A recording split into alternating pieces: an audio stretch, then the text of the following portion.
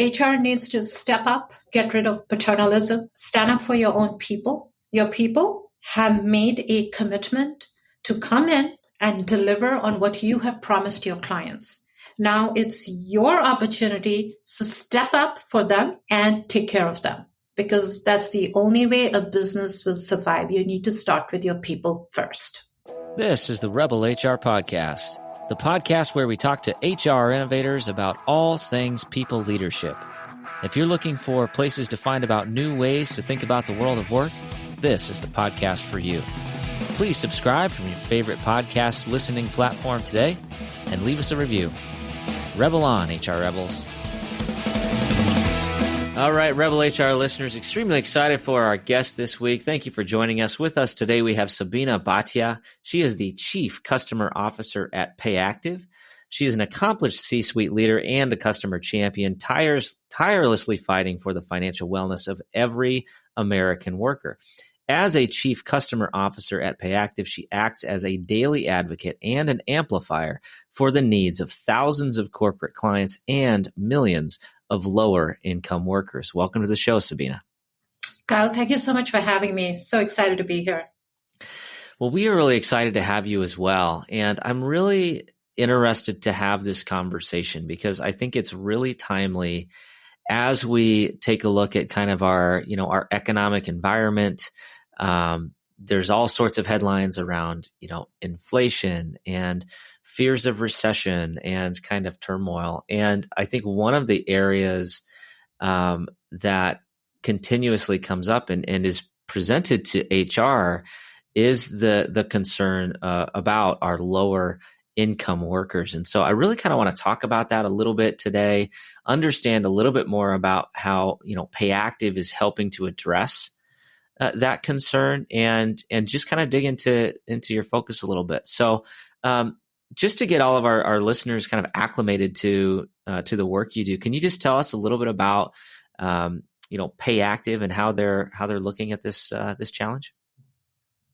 Payactiv started about 8 years back, so I would say 2014. And how we started was to be a provider of earned wage access. So as the words say, this is not a loan, it's not a credit, it's your earned wages. And what we saw was that there was a huge community within this richest country in the world called the United States of America that was operating like a third world country. So today we have 46% of the US workforce is working in the front line of industries. And these are the workers that are making, under $25 an hour.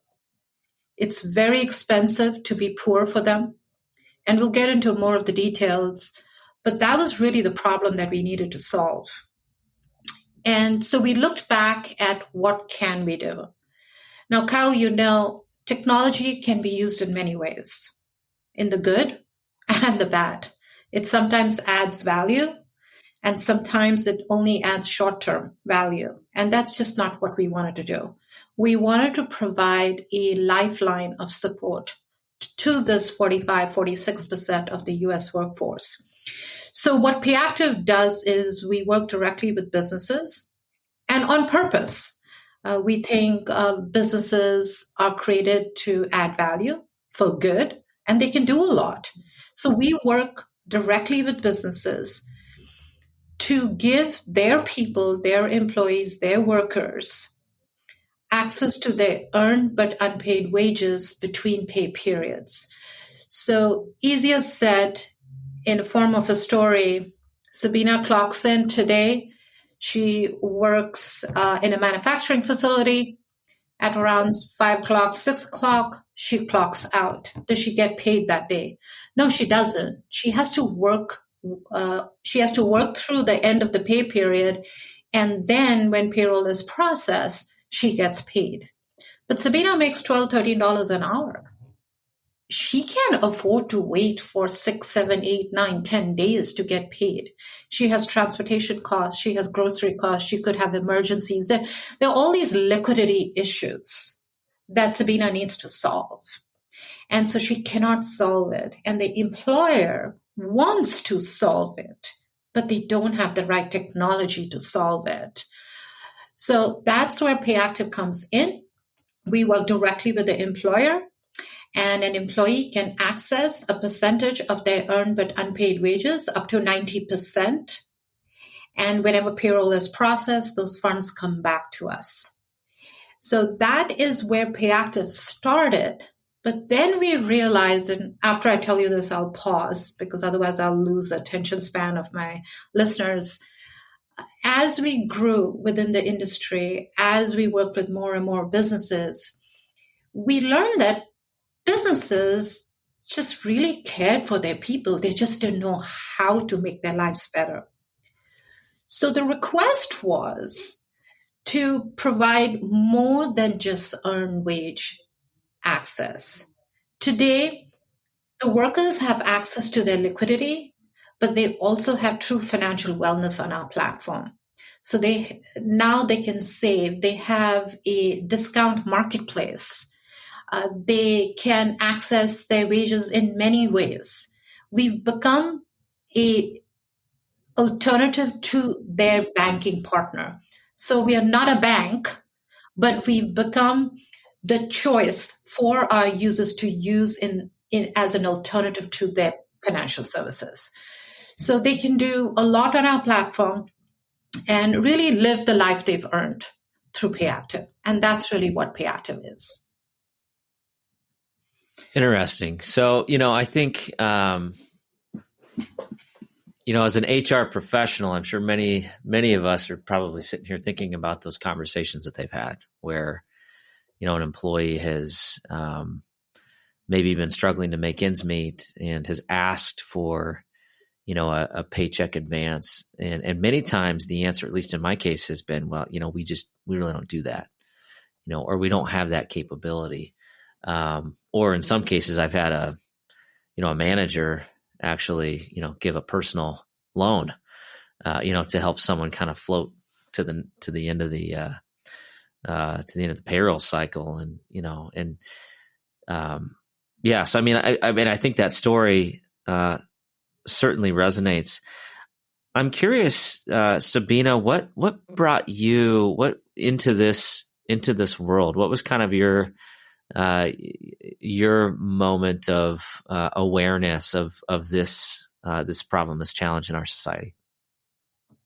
I've been very fortunate to be surrounded by bosses and CEOs and mentors that always gave me the opportunity to build, to be part of innovation, to think outside the box. So I'm very thankful to all those colleagues. So now go back about 25 years. I'm from New York. I had a Wall Street job, worked as a hedge fund analyst in New York City, and then 2008 happened. And when 2008 happened, I saw a lot of my colleagues, most of them that were making, six figures, right, and more, have a really hard time, struggle through the financial distress of 2008. Now, I'm talking about those that are making six figures and up. So think about those that are making under $20. What does their life look like? But 2008 happened, and personally, I just thought that I was just too old for the hedge fund universe. I thought I was not being innovative. I thought I wasn't doing anything fun and creative anymore. My life had just become a process, and everyone around me will tell you that Sabina is not a person who can be stuck in the middle of a process. So I needed to do something disruptive, something crazy. And I had lived in California before, so I think it was a good time for me to reconsider it. So I have a pretty strong finance background, did the usual MBA in finance, worked on Wall Street, worked in New York, did all that. But I was always very fascinated with technology. But my fascination never got to the level where I could understand the value add because I'm not a technologist. So I didn't really understand the capabilities. I thought it was just amazing what people can do with technology. And sometimes I was a victim of technology, and sometimes it added a great value. So I decided that I would move back to California, and I was very much encouraged by everyone around me. And I wanted to join a fintech firm. My background is of startups. So, Payactiv was a startup at that point, and I was given the opportunity to help build and grow it. So I moved to California, and I thought earned wage access was a no-brainer. Why aren't people doing it? I understood that as lack of communication. We need to communicate it better. We need to educate people better. We need to pass the knowledge better. And believe it or not, when I started here, I started as head of marketing. I do not have a marketing. I don't know anything about marketing, but it's the message part of it which I knew and I understood. And that's how I joined Payactiv. I was not hired. I joined because I saw a huge potential, and I was correct. So that is my story, and that is what I was empowered to do. That's awesome. And, I think sounds like a Rebel HR person to me. So perfect. I get that, wanting to disrupt.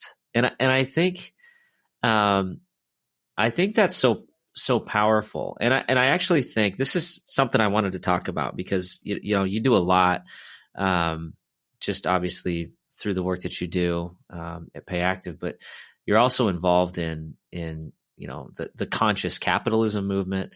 And I think one of the things that's so powerful about human resources and capitalism in general is the concept of creative destruction and disrupting the way that we do things with something that's a better way to do it, and then letting that kind of the merit of that idea win in the marketplace. So I'd like to ask you a little bit about some of your work as it relates to conscious capitalism and improving the world that we live in through capitalistic endeavors.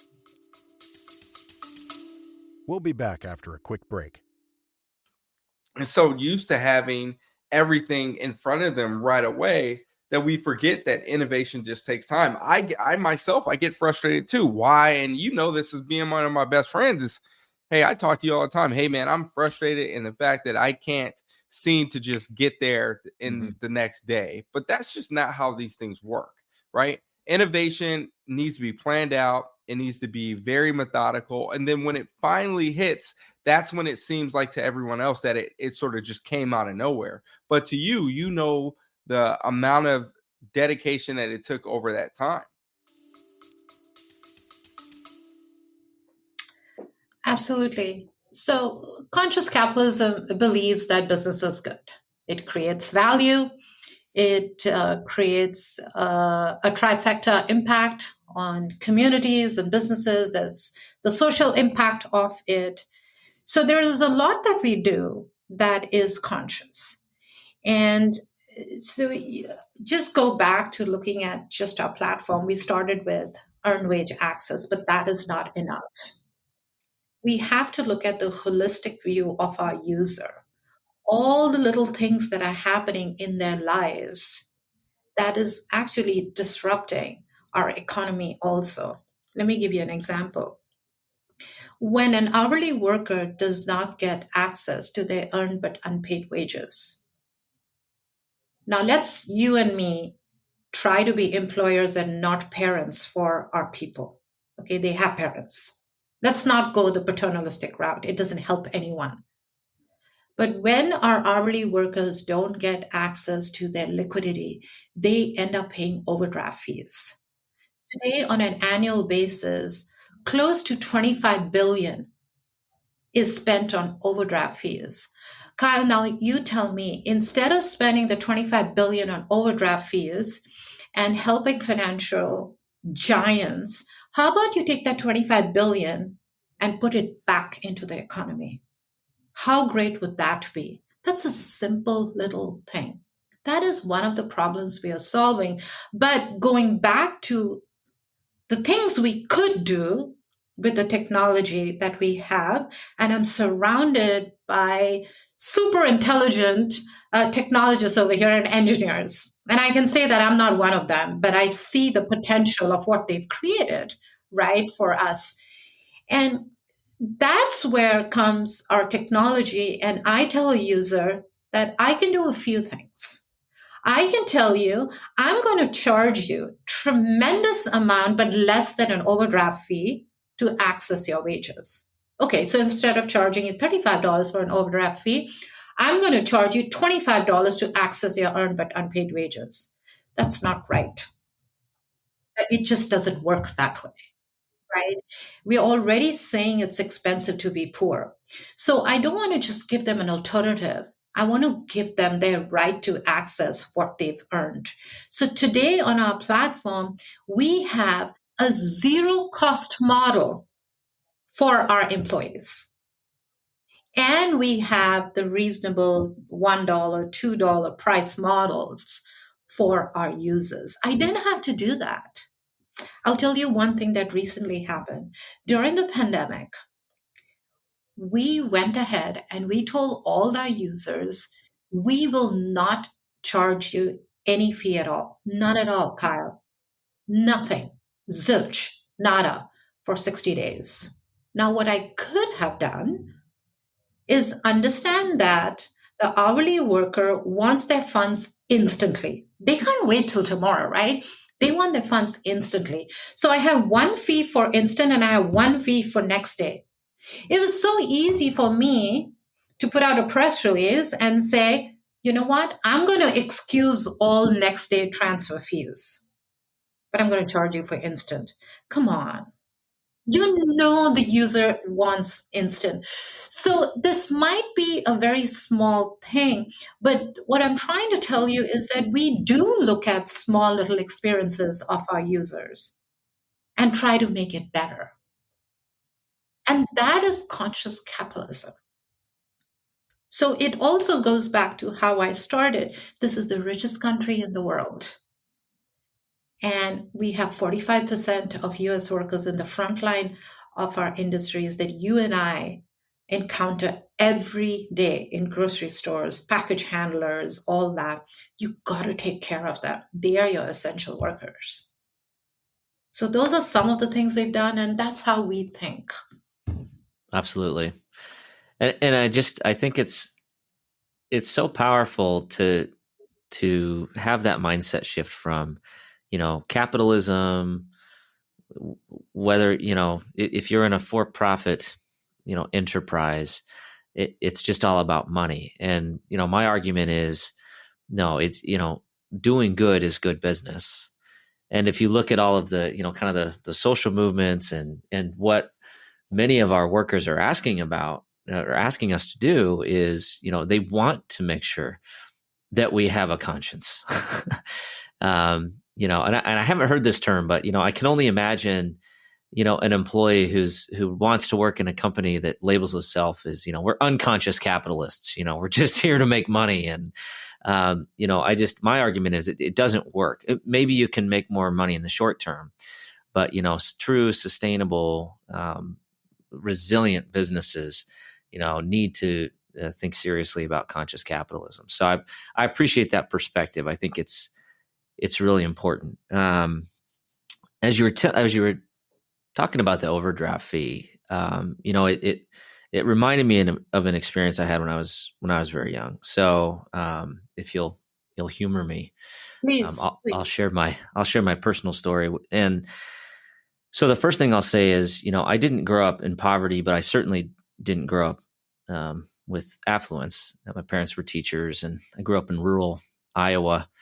And I remember when I graduated and I was kind of finding my way, I had an overdraft fee situation. This was back when you're in your early 20s and you think, oh, I can afford that rent, and it's like 90% of your take home pay, right? Well, that math doesn't really work, right? So I got into a challenge with credit cards and with some bank overdraft fees, and it was like going down a drain. it was like a downward spiral. And it's just like every time you tried to get out of it, another fee would pop up and another fee would pop up. And you were in, and it was my own fault because I made a decision. But then when I wanted to get out of it, I couldn't. And I was very lucky that I had that my quite frankly, my parents bailed me out. And I didn't realize it until after they had done it, but it was like they just did it because they saw what I was fighting through. And at that moment, I made a decision that I was never going to get in that situation again. But I've carried that to this day. And as I talk to employees who are either just starting their career or maybe are struggling with money and have kind of continuously struggled with money, it's a spiral. And it's really, really hard to break that spiral without some level of outside intervention. And so I think, just another story there. And I take this very personally, that, if your employees are struggling, if there's any way that you can help them, even if it's just a small gesture, sometimes that can mean all the difference. So thank you for sharing your story there. And hopefully that gives some listeners some pause. I wanted to ask a question here because you kind of mentioned this in the beginning, and I think it's in the same vein of what we're talking about here, and that is, why is it so expensive to be poor? It is very expensive to be poor, and let's talk about it. Okay. About 200 billion every year goes into predatory fees. Now, what makes up this predatory fees? Overdrafts, right? But overdrafts come when you are a penny short or a second late on a bill. That's when it comes to your checking account. That's when you get hit. Now, you pay your overdraft fees, but then you pay late fees, disconnect fees, reconnect fees. All that happens. So that's just part of it. Along comes one other alternative that solves your liquidity issues, and that is your payday loan fees. You talked about your overdraft experience. You had to go to your family. You still remember that. So it was obviously a dignity issue for you. You still remember it. You are not rooting for your salvation there. That, yes, I got saved by my parents and I can do that again. No, you're still thinking about it, and you're thinking about the spiral. Think about the payday loan space. There are payday loan companies that are only online, and there is no cap at all on the interest rate. No cap. So you could be paying 500, 600, 700% APR. And then in some states, they have caps. So that is also part of the predatory loans. Here's one more, and then I'll talk about the cause of all this. Here's one more. You go to a car dealership, and they have these, buy here and pay here. So they have their own way of giving you a loan to buy a car. And you end up paying, 20, 25%, 30% on that loan for the car. So the car that could have cost you $200 a month is going to cost you $1,100 a month. And then they put like a tracker under your car. They want to make sure. So it's such a humiliating experience. And this is all for someone who has a job and has earned but unpaid wages. So it is that liquidity crunch that's putting them there, right? So if you look at it, there is that 190 billion. But for those who forget the details of the 190 billion, let's talk about a very simple experience. Kyle, you and I will walk into a Costco or a BJ's or a Sam's Club, and we go and buy uh, bulk loads of goods that we need for the home. And the per unit cost of that is a lot less, which is why we go there, right? We go and buy paper napkins. And that same 12-pack paper napkin outside is going to cost you 3 times, 4 times the amount. But you and I pay $75, $80 for the annual membership, and then everything per unit is a lot cheaper for us. Now, you tell me, if you make $15 an hour, are you going to go and buy 5 gallons of milk from Costco, or 1 gallon of milk, which is probably a lot more expensive, but you just have to pay for 1 gallon from a 7-Eleven or a little strip mall?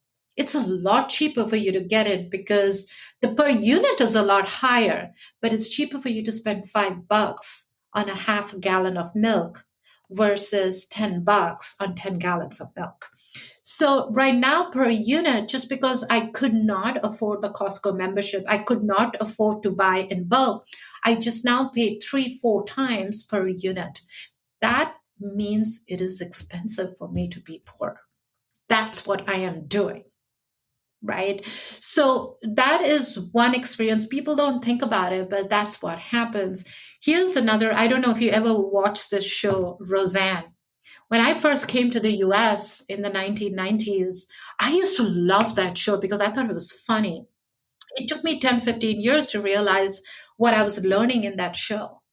When you talk about this 45% of Americans in the front line of the industry, it was Roseanne and Dan who were dodging bills every 15th and every 1st. They would send a check into the utility company to keep the utilities on for the next 3 days so they could take that money and spend it on groceries. And then after 3 days, the utilities got shut off, but they got 3 extra days of utilities. So, things like this. But when your workers, and you're an HR executive, when your workers are going through this experience, it is not fun for them to be at work. They are standing outside a parking lot trying to get $20 to get through the next couple of days from their parents, and they're going to remember it 20 years down the road. I'm sorry, I might have just aged you 20 years, but they're going to remember that 20 years down the road. You don't want to do that to them. Absolutely. Yeah, it was almost exactly 20 years ago. So yeah, I remember it. I remember every embarrassing, moment. And I think probably the most embarrassing thing there was feeling like I lost my independence. As a young adult, you think you can do this without help. And that was powerful. No, it's funny. So my wife loves Roseanne, and she still watches the reruns. But Roseanne, little fun fact here: it was set in rural Illinois, which is basically like an hour or two from where I grew up in Iowa. So I feel that, but I know that that family, and I'm currently in the manufacturing industry. I've met a lot of people in that exact situation, and a great example, as you were telling that story about utilities, it got me thinking about something as simple as affording gasoline, right? And right now, we're recording this, a few weeks before it's going to come out, but right now gas is around, it's at the top of its range, and it's around $4 plus just to fill up your gas tank. I've had conversations with people who have told me, listen, I really want to come to work every single day, but I can't afford to put enough gas in my tank to get to work. I need help just, with a carpool, something like that. One of the things that we did at my last company is we contracted with a local taxi service, and we said, hey, if you need a ride, well, we will help you. Here's how you can get that help. And we extended that offer. We didn't have many people take us up on it. I think because of kind of the pride issue, and they found alternative ways to get there. But also by doing that, like it goes back to like the conscious capitalism discussion earlier. It was also good for business because it got them there, right? And that ultimately that's what we wanted as an organization. So it was just it was a different way to think about helping employees overcome kind of that challenge, right? And just thinking differently. Let me tell you, I'm so glad you mentioned gas and I did not. So now what I'm about to say does not sound prepared. So, which is great for your podcast, Kyle. So I'm in Silicon Valley. Gas over here is $6 plus. Okay. But let's talk about conscious capitalism. Let's talk about financial wellness. Let's talk about what technology can do for you. Let's talk about it can become expensive to be poor, but how we are helping. Today on our platform, users can do two things at least to save them on gas. They can get a 10% discount per gallon on gas on our app at no extra cost. There's no fee attached to it or anything. They go to a Murphy gas station and they get 10 cents off a gallon of gas. All they need to do is swipe our card. That is huge. Okay, here's another thing. You can have $1,000 in cash sitting in your pocket. You cannot take an Uber ride if you don't have money in a card, because that's what you link to an Uber app. You don't need to do that anymore. On our app, we actually have a partnership with Uber where an employee can use their earned but unpaid wages that show accrued in our app and grab an Uber ride. Now that is liquidity. That we just solved their transportation issue, which is one of the top 3 reasons why they use our app, because they need to get to work. If I can't afford to get to work, how am I going to earn my day's living? The third thing is, and this is really from the employer side, we actually have a lot of businesses who send Uber rides to their workers. And the business is saying that I'll spend $10 on their Uber ride, no problem, because I cannot fill that shift if this worker does not show up. Because the business has to deal with the worker talking to Kyle and Sabina when they check out a grocery store, or they go to the pharmacy, or they wait for a package to be delivered. All those things. Right? So businesses can send Uber rides to their workers on our app at 0 cost. All they have to do is pay for the Uber ride. So these things, right? The things that are happening in their life, it is about liquidity, but it's also about all those other things that are triggered when you cannot afford to live. And that's what our platform has become. It's become the livelihood platform. We don't talk enough about that word because, I still need some time to convince HR executives as to how we're thinking, but it has become the livelihood platform. It's about all little pieces that we're trying to fulfill for the worker.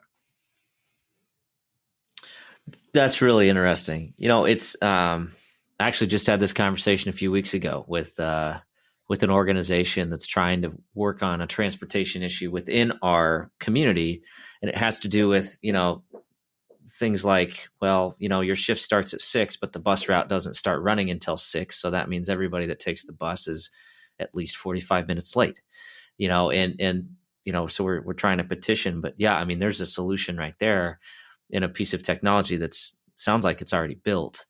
And I'm like you, I'm not a technologist, but I love technology. And so I just love there's gotta be a way to do this. And somebody that is a technologist can help us figure it out. But that's really powerful. And appreciate you sharing that. And if you want, I can go back. We can cut it out so that you told me that before I asked the question. If you want me to do that, Sabina. No, I'm kidding. Like this. I'm kidding. It's like this.